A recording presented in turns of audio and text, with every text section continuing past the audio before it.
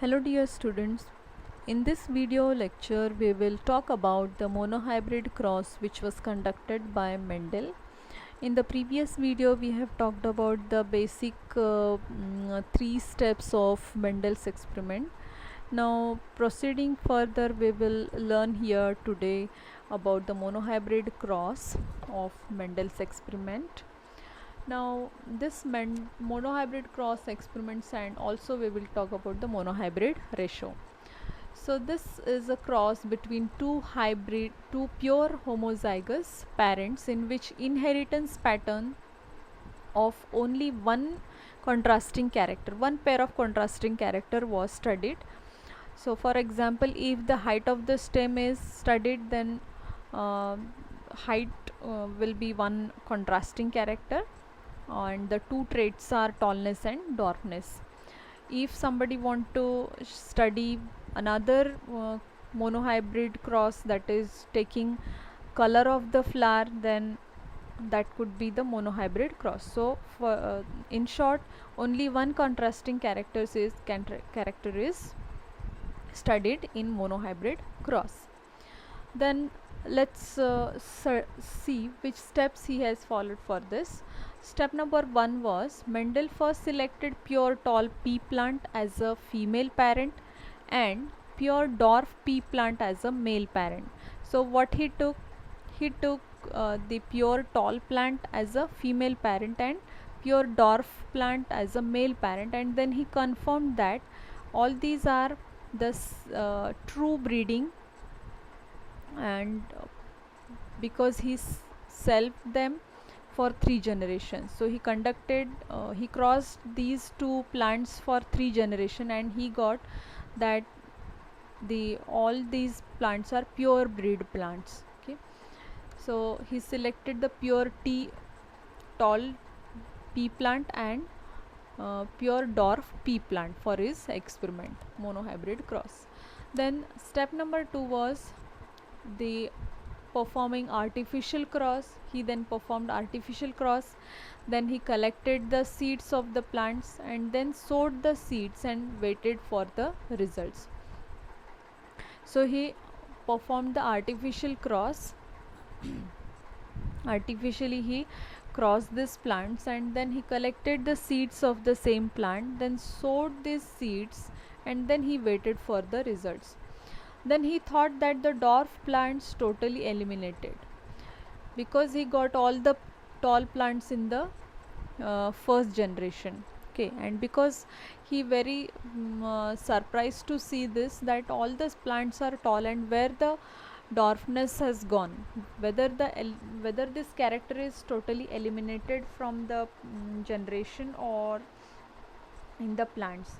So many questions came in his mind, and therefore for getting the answer of all those questions he proceeded further. So what he did in the step number 3, he allowed natural selfing of all the hybrids and then collected the seeds from the plants, and he sowed the seeds and waited for the results. Again he did the natural selfing of all the hybrids and then collected the seeds of the plants and sowed the seeds and then waited for the results. Then he found that dwarfness reappeared again in the some plants are dwarf in the next generation. Okay, so he saw that some of the plants are uh, dwarf in the next generation. So which conclusion he made after the monohybrid cross, where the characters like height of the stem, color of the seed, these are inherited separately. So he saw that the whatever characters are found in the plants, like stem height, then color of the seed, color of the flower, so all these characters are inherited separately as discrete particles, because he uh, saw this as a particles, or he just said that these are some particles or some factors which are responsible for these characters, and Mendel coined all these particles as a factor or determiner, and nowadays we call it as a gene. So these are nothing but the genes, but he uh, coined that, or he said that these are some factors or determiners or particles, and these factors exist in two contrasting or alternative forms. For the factor of height of the plant, there are two forms, one for tallness and other for dwarfness. So if there is a height of the plant is considered, then that height could be a tall and dwarf, because these are completely contrasting characters. So there is tallness and dwarfness of the plant is considered. Then one of the two forms is dominant and the other is recessive. So dominant, one character will be dominant and another will be recessive in this, and whichever character is dominant, that will be expressed in the F1 generation. Then he used capital letters for dominant allele and small letter for recessive allele. For example, tall uh, plants or tallness is represented by capital T, and dwarf character is represented in small t, represented by small t. Whereas round shape of the seed was expressed in the capital R, and wrinkle seed is expressed in small r. Then further, he also concluded that in an organism, inheritance of each character is controlled by a pair of factors. The inheritance was expressed, or inheritance of each character is controlled by a pair of factors. One of the factor is contributed by male parent and another is by female parent, and that's why in our body, in our physical features, we saw that some characters are from our mother and some characters are from our father. So there is a mixing of all those characters in our in the offsprings is seen. Then from the appearance of recessive trait in F2 generation, he concluded that in the F2 generation, factors do not mix but they remain together and segregate further during gamete formation. So it was a very important conclusion of that monohybrid cross, which is from the appearance of recessive trait in F2 generation. Recessive trait was expressed in the F2 generation. It was not seen in the F1 generation. All the dominant characters are seen in the F1 generation, and therefore what he concluded by this, he concluded that these factors do not mix together. They are not mixing actually, but they remain together and then segregate in the next generation, or they segregate and they segregate further during gamete formation.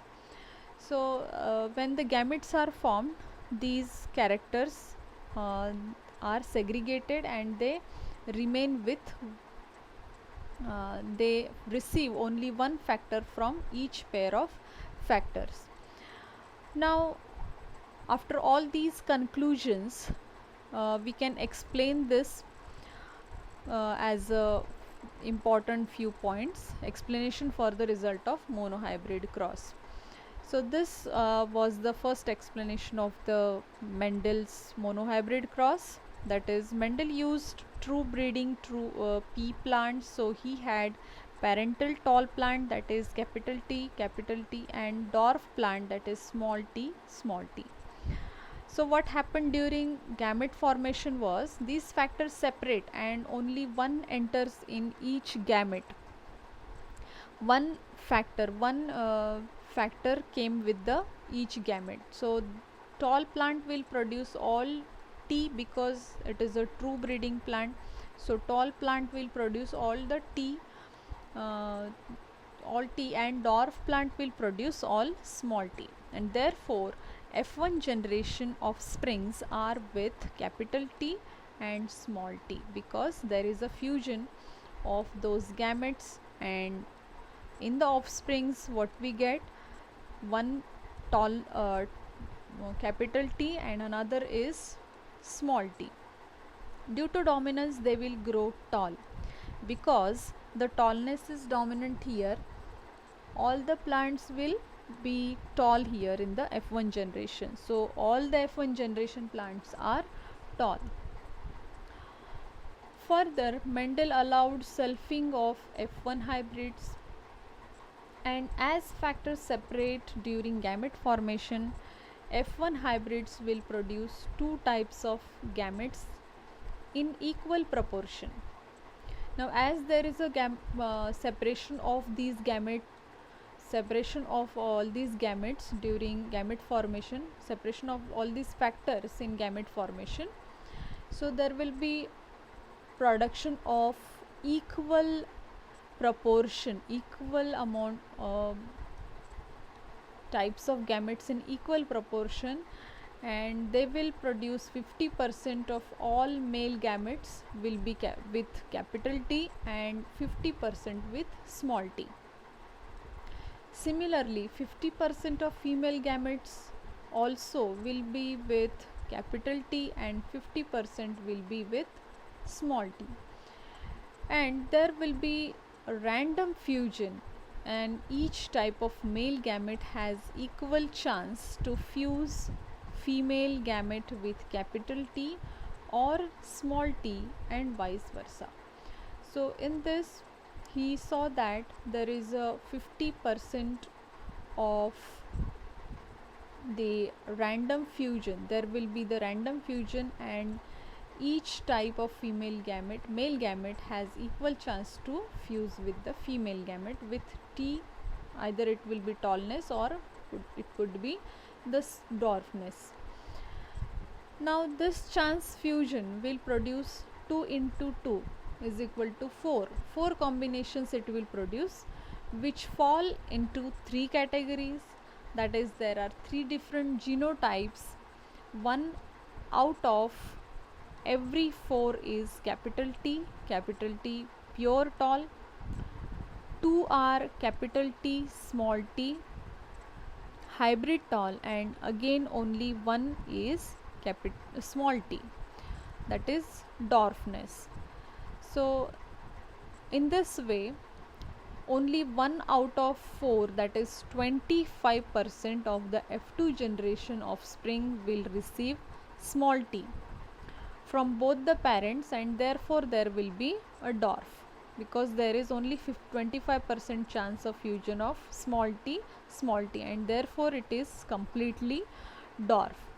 Thus the recessive trait reappears in F2 generation. This result is from F2 generation, and the ratio of dominants and recessive is 3:1.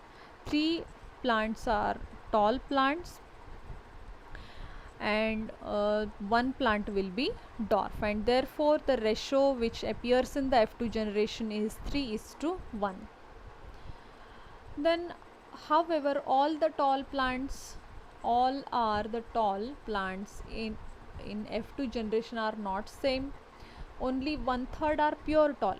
So all, even though all are tall plants, but if we see the genes or genotype of all those plants, then we will come to know that 1/3 are pure tall and 2/3 are hybrid tall, because they are having capital T and small t with them, and therefore they are called as hybrid tall, whereas pure talls are capital T.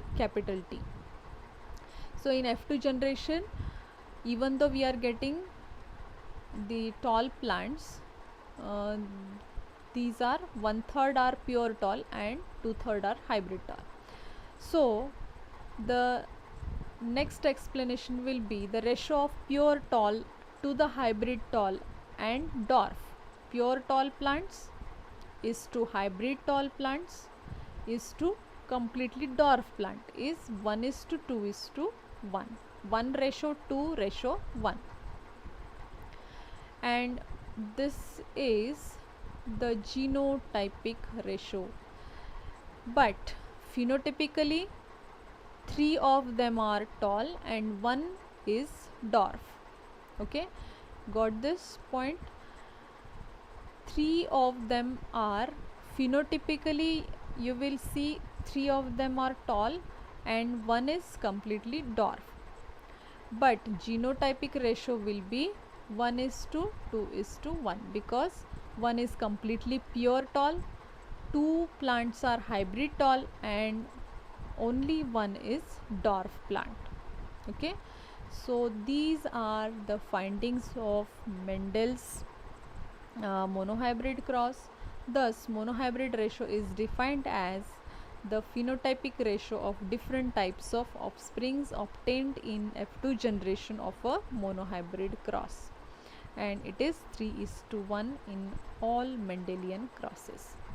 So I hope you all understand this monohybrid cross, all the findings of this great scientist Mendel. And if you like this video, please hit the like button, share and subscribe my channel. Thank you so much for watching my video. Thank you.